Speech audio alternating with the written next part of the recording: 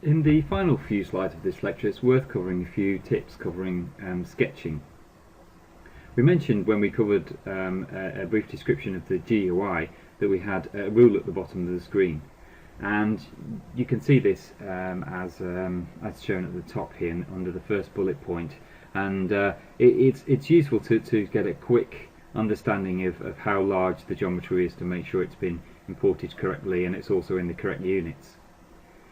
You can use the Look At tool to help orient the display at the top, listed on the right hand side of the tool menu here, and also by just right clicking on the particular feature in the tool tree in the tree on the left hand side as well. It's worth noting that many operations can be accessed easier by using the right mouse button, or indeed using the hotkeys, for example F5 for generate.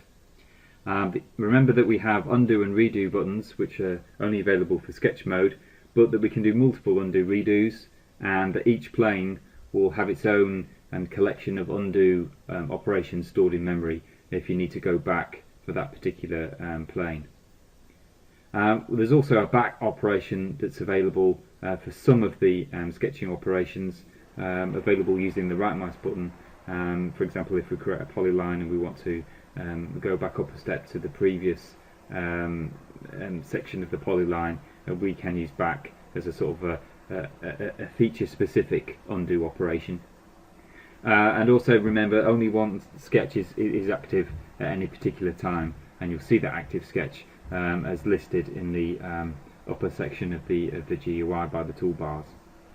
It's also possible to instance a sketch, which is essentially duplicating an existing sketch, and these instance sketches can be placed in planes only only in positions which are lower in the tree than the plane with the base sketch, and this is because the instanced sketch refers back to the base sketch for its definition, so you can't then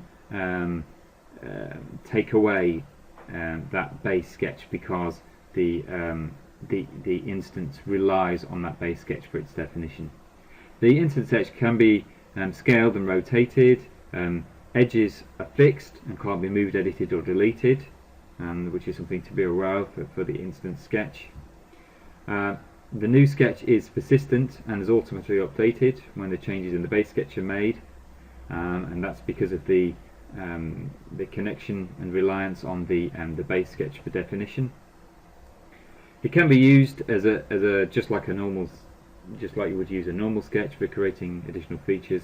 However, you have to be aware that it can't be used as a base sketch for other instances, i.e. to propagate A to B, B to C, C to D, etc. That can't be done, and it's not included in the pull down list of sketches for active sketches as well, so there's some things to be aware of there. A useful tool that you can use is to use existing geometry and use that to create a new sketch. So here we can see projection. We can take an existing 3D geometry and project onto a plane to create the new sketch entity.